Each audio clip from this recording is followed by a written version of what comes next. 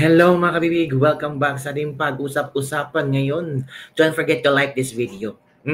Para mag-trending to, para pag-usapan to, at para makilala nyo kung sino itong 15 senators na bumoto na i-elect si Senate President, ang bagong Senate President sa Senado na si Tito Soto. Sino ba ang nagtraidor kay Chis Escudero? Nako! 15 senators mga kabibig. At bakit sila pumirma? Nako, may mga ilang senador na talagang walang kaalam-alam na meron na pala itong magpirmahan-pirmahan na sila na patalsikin si Chis Escudero. Well, Chis Escudero is very gentleman. Talagang inayaan niya. Kasi ito yung gusto ng 15 senators eh. At sino ang nanguna? Nako po. Ito kabibig ha, ito ang listahan ng 15 senators na bumoto na i-re-elect na bumoto na i-elect or tanggalin, i-elect si Senator Tito Soto na bagong Senate President. Nako. Sabi ng iba ay salamat naman, may listahan na kami sa mga senador na hindi namin bubutuhan sa next election. Ay ito kabibig. Ito yung lista kabibig na pinag-uusapan ngayon at talagang shocking kabibig. Shocking revelation talaga kabibig. Hanapin muna natin kabibig ha. Ang 15 Senate, ito na. Ito yung listahan ng 15 senators. Kita ba dyan mga kabibig? Yan Basahin natin ha. 15 senators from Senate media daw ito. So ito yung 15 senators who voted for SP Soto. Number one, of course, si Soto kasi gusto niya maging Senate President. Diba? Unfair naman kung hindi siya buboto sa kanyang sarili. I have to vote for myself. Diba?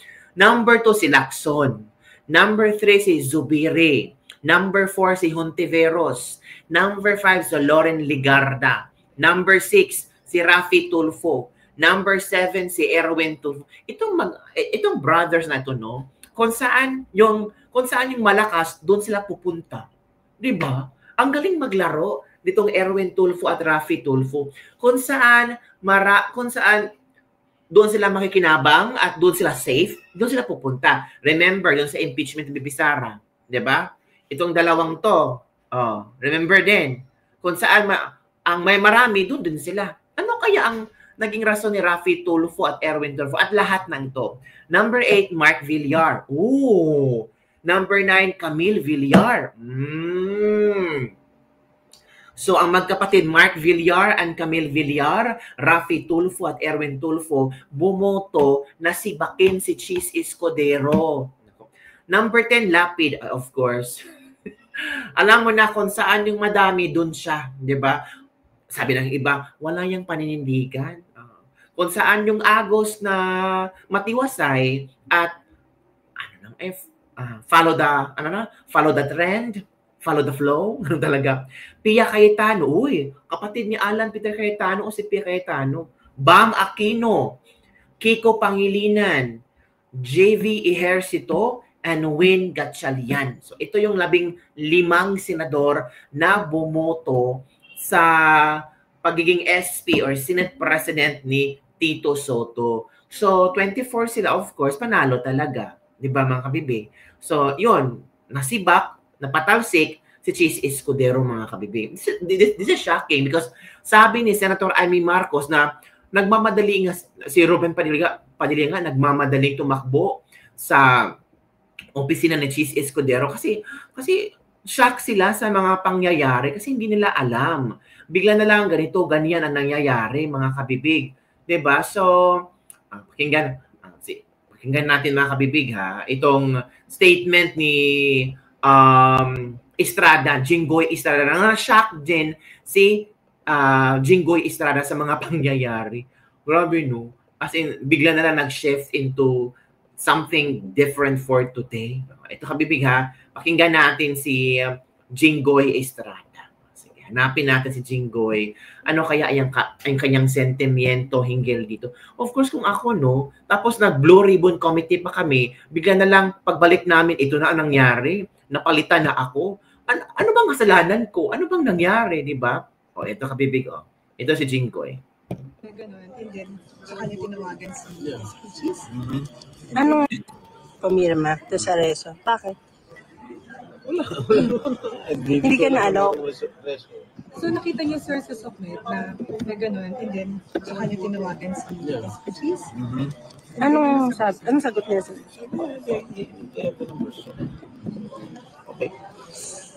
So kayo, sir, hindi kayo boboto in favor sa susunod sa kanya, papalit sa kanya? Minority ka. Well, siguro may join the minority. May join? You are with the Duterte, sir, pag sa minority. Nagkausap kayo, sir. Nagkausap kayo, sir, ng mga Duterte. So mas magiging malaki yung bilang ngayon ng minority? Siya yata kami hindi pumirma. Sir, siya? So siya mang minority, sir? 15 naman po ang boto eh. Sir, saan hindi ka sasama sa majority? Hindi na siguro. I don't know. Anything can still happen. Hindi sa Malo. Hindi ka kayo nausap? Always happens. Veterano na ako rito. Maraming mga leadership changes dito. So, Sila niyo rin kayo nilalaman, sir? kanina lang. Kanina lang nalaman, sir? Pero, ibinigay ba yung copy ng resolution para pag-amend? Pero kung ibigay sa'yo, titira. Haven't read it. So, sir, kung magkakaroon ba ito? So, may bago ulit mga leadership, sir? Sa mga committee? Sa mga committee? Kanina ka boboto, sir? Usapan tapos na. Smooth na rin.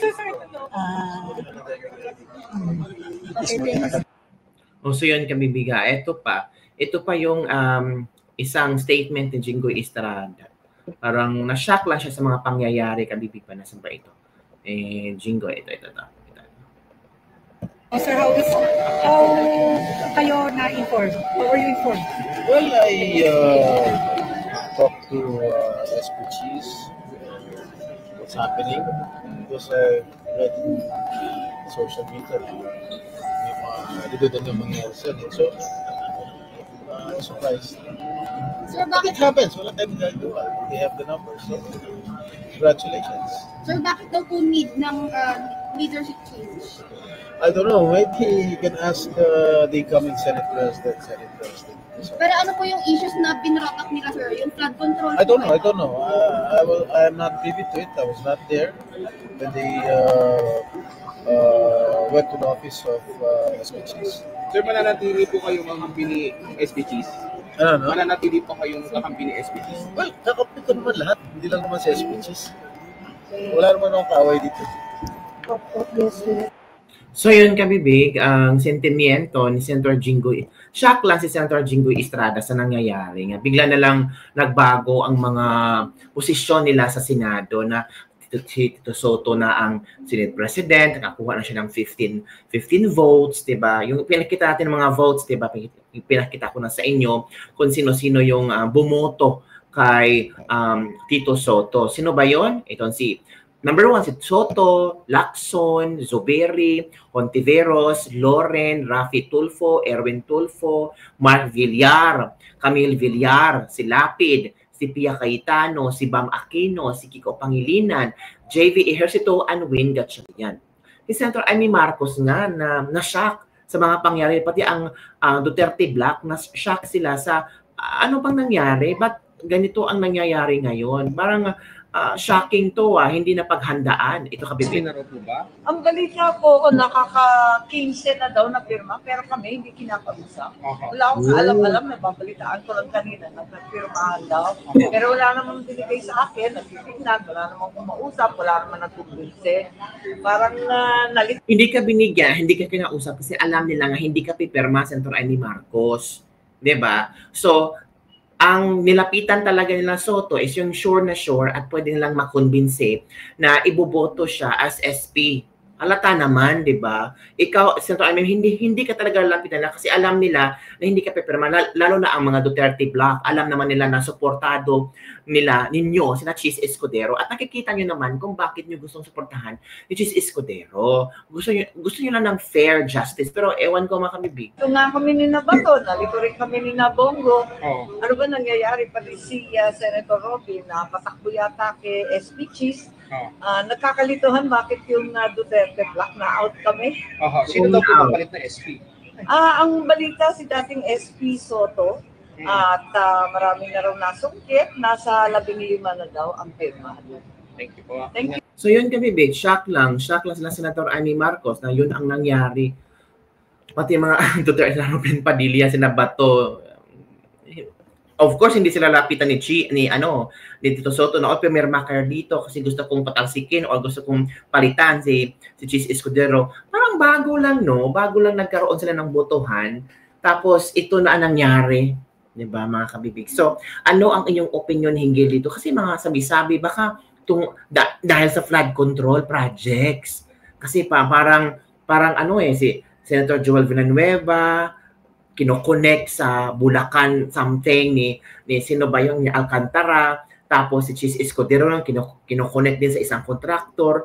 So sabi ng iba, politically motivated para talagang matanggal, kailangan ma-connect yung dalawa sa mga posibleng makakasira sa kanilang pangalan. Well, yun ang mga sabi-sabi ng ating mga bubwit at mga netizen na naka-observe ngayon. So, kayo kabibig, kung pabobotohin kayo, bobotohan nyo ba si Tito Soto or gusto nyo lang manatili si Cheese Escudero bilang Senate President? 15 senators ang bumoto, ha? Sino ba yung ulit? Okay. Sina Soto, number 1. Number 2, si Lacson. Number 3, si Zubiri. Number 4, si Hontiveros. Number 5, si Loren Legarda. Number 6, si Raffy Tulfo. Number 7, si Erwin Tulfo. Number 8, Mark Villar. Number 9, Camille Villar. Number 10, Lito Lapid. Number 11, Pia Cayetano. Number 12, Bam Aquino. Number 13, Kiko Pangilinan. Number 14, JV Ejercito. And number 15 Win Gatchalian. So yun po ang 15 senator na bumoto para patalsikin si Cheese Escudero at ipalit si SP Tito Soto. Hindi naman ibig sabihin na bumoto sila para patalsikin. It's very obvious naman. Kasi kung hindi ka boboto doon, so ayaw mong palitan si Tito Soto. Si Cheese Escudero. Pero sabi ng iba, whether lang yan. Ngayon, bumoto sila. Later on, baka papatalsikin ka rin. Nagkabibig ang ating Leaders Libag for the day. Don't forget to like, subscribe, and share this video. Bye everyone. See you next time.